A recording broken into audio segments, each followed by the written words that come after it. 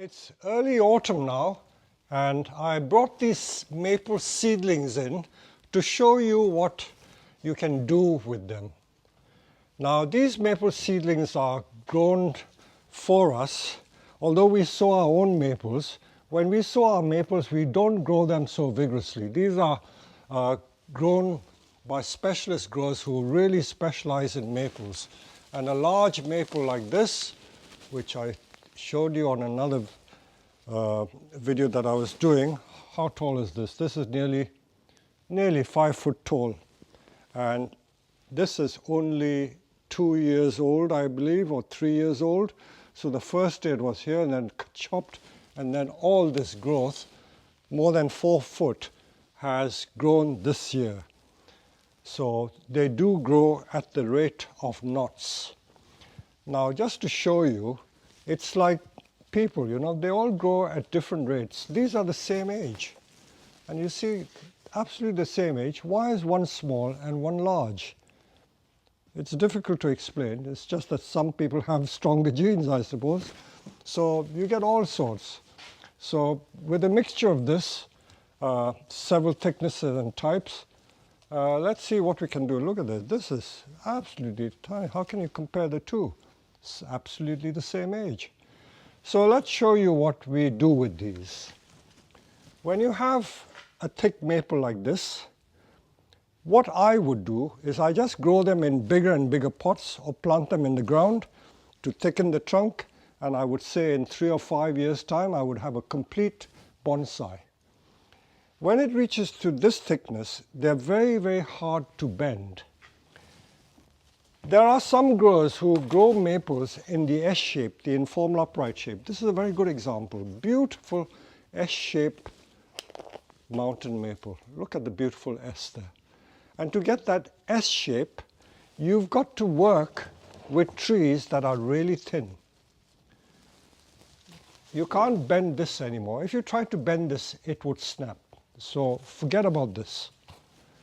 Even if you try to bend something like this, would be quite difficult. It would snap. So if you want to create those S shapes, you've got to get them slightly thicker than a matchstick. And that's the ideal size for bending it. So let me show you how we would do that. The S shape is a very popular shape, as you know, and there are many people who like it. I like it very much, but it's hard to make. And in Japan, the mountain maples are generally not wired into an S, but those that are wired into an S apparently are quite sought after. So let me just cut this piece of wire and show you what we do. Well, I don't need the tree that tall, so I just wrap it loosely. I won't wrap it tight. Don't wrap it tight. So this is one case where when we're wiring the trunk, we keep it a bit loose. It's just to guide the growth. Remember that if you leave the wire on too long on a maple, they do mark. So maples are very susceptible to being marked. So do be careful about that. So it's this thickness of maple that you can wire into the S shape. So that is the S you can make with maples. Now once you've wired it, transfer it into a bigger pot, either a bigger flower pot or a bonsai training pot, and put them on gradually in stages. So that is how the S-shaped maples are made. Now, what else can we do with these? Of course, you can make the forest, which I showed you on another video. But the S shape, of course, is popular, so that is the best option. If you wanted to grow them just as ordinary maples without any shaping, supposing a tree like this, you want to start training it as a bonsai, you just cut all that off. What a shame. Cut 3-4 feet off and just bring it down to this height, and then let the side shoots grow. If you don't prune the leading shoots, it will keep shooting to the sky and you won't get any side branches. If you stop it, it will force the side shoots to grow. So this is what I would do with this one. But if I wanted to make it into a tall garden tree or get the trunk to get even thicker, I would not touch it at all, plant it in the ground and let it just race away and grow unchecked. So that is the option I would do. Another very popular thing to do with these young maples is to grow them in the clump style. The clump style, you should really try and choose trees that are of the same provenance. Very hard to decide, although at this time of the year when you see them in leaf, choose the leaves which are fairly similar. These were obviously grown from different types of seed, so you wouldn't really know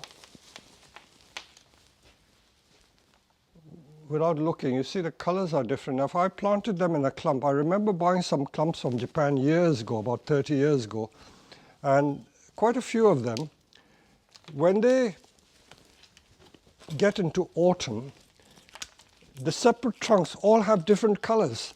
And this is because they joined, trees of different varieties together. In the summer, they would look all right because they're all green. But come the autumn, the telltale signs are that you will get maples of different colors or a clump with different colors. Every stem has a different color.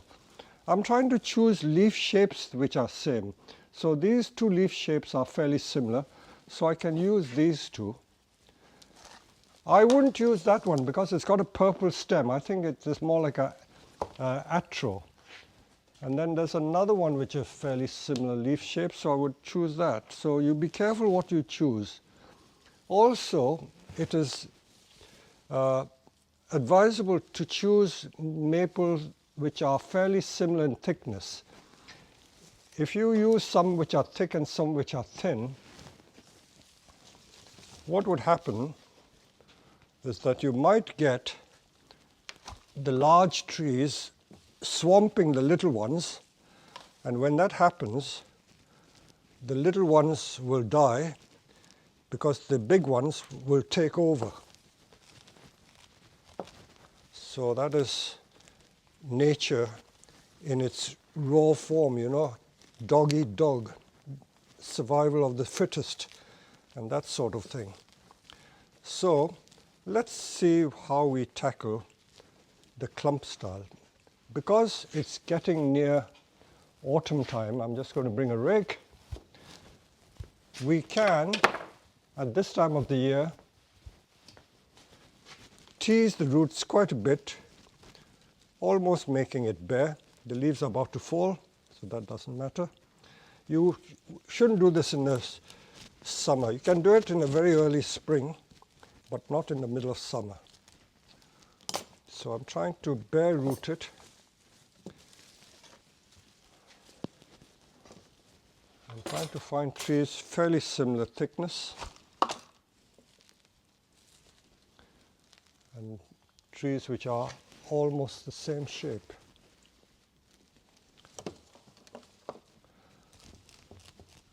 A lot of people try to make too much of a mystique about creating these multi-trunk styles, but there's nothing to it really.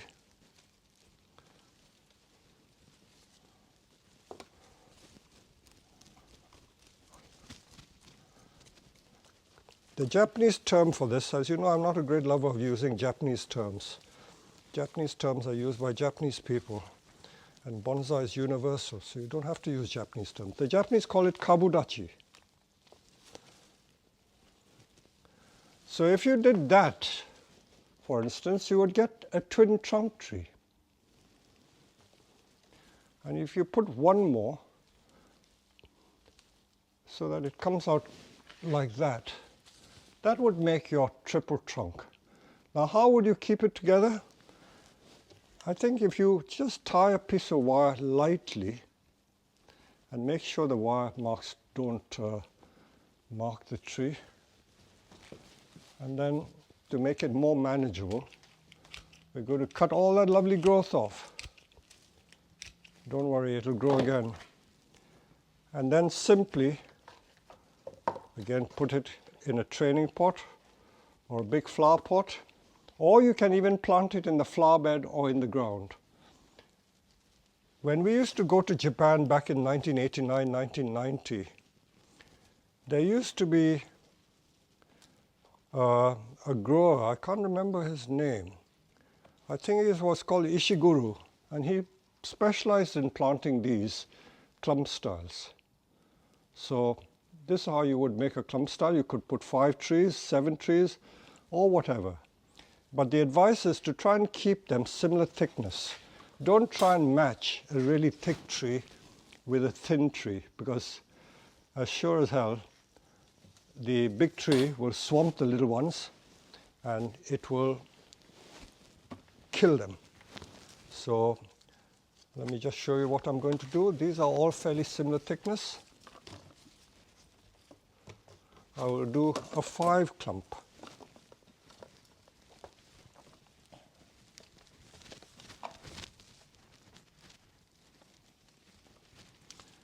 Here's my little robin again.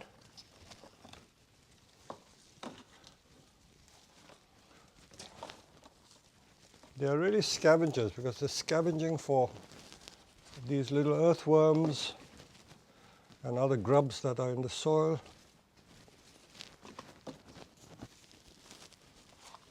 I think the robin is a classic British bird. Always likes to come in the garden. Okay, we don't need them that tall, so I'm going to cut some of these short.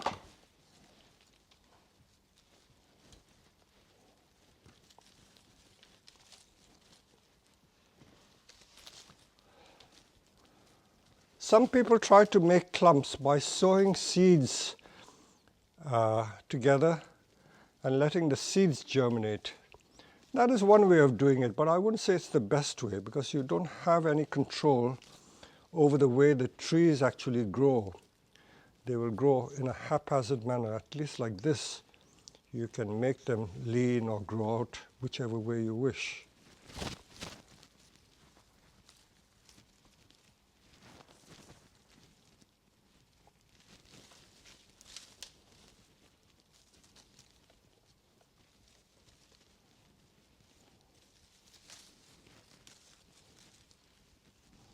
You can do this with so many different species. I used to do it a lot with Japanese larch, because Japanese larch was a very popular species. And when I first started the nursery, before importing anything, the only plants I could buy cheaply were Japanese larch. So I used to use a lot of larch. And among some of the styles was the very simple style like this, the clump style.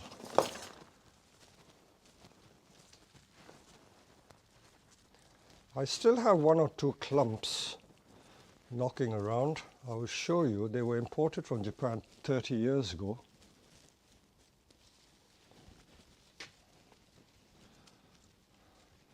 It's one of these things you wish you had 4 hands.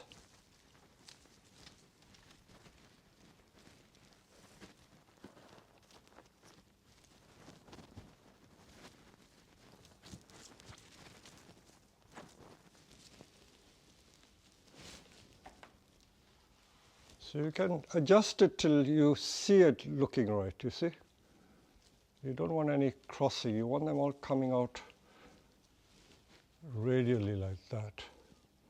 So once you've got that sort of formation, all you do is put it in a flower pot and it should grow. I'm not going to sell these. The trouble is, every time I make a video, people come to the nursery and see the plants. Oh, I recognize this, you did it on YouTube, I want to buy it. But I must resist selling these, and I'm going to show you the progression of these trees. So this is how you do the clump style, and so if you wait a minute, I will show you some examples of the proper ones that come from Japan. So here's a clump that I imported from Japan about 30 years ago, and they're all made from separate trees. And you must be wondering why 4. They seldom use the even numbers. There's usually 3, 5 or 7s. So one tree has obviously succumbed or been killed by the others. So this is one example. Let me show you another example. These will go back in a bonsai pot. And this one I'm restyling and regrowing because it was getting too tall, so I cut it back.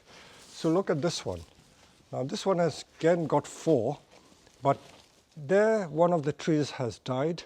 It happens, so don't blame yourself, because very often you get trees that are very vigorous and it swamps the other one. Now this one, I think this one is dying, so I think I will cut that out and make it like a triple.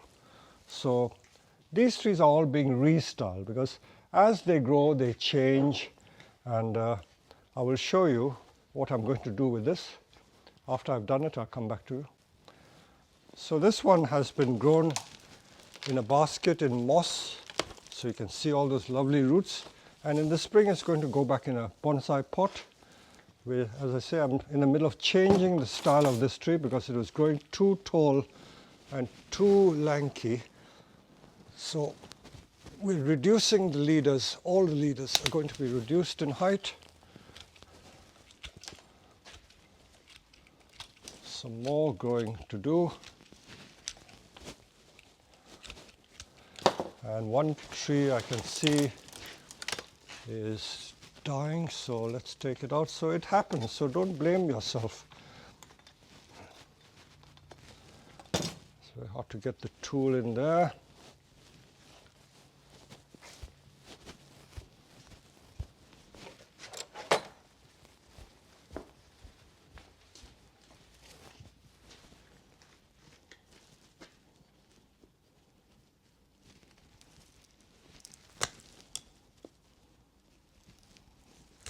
That's the trouble with growing clump style. It's very hard to keep all of them alive.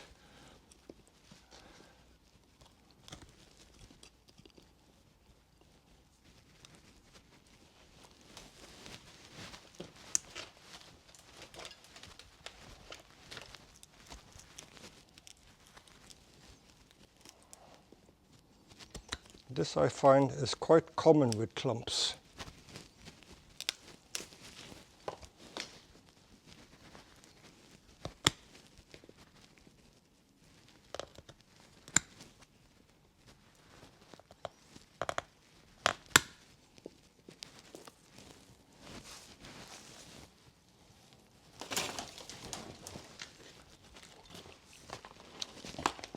So what I would do with this tree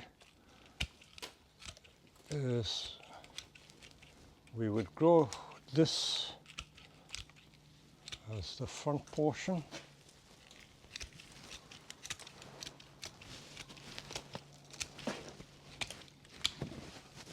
This is going to be front, so it's going to be a lovely triple like that.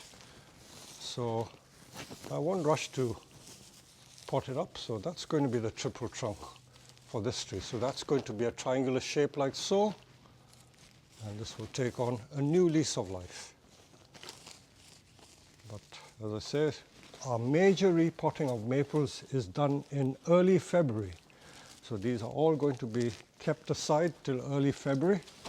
Same with this, we may do some carving. This is really old, so this got a different character. Although it's got 4 trunks, I don't think it detracts from the beauty of this tree. It is really beautiful. So there you go.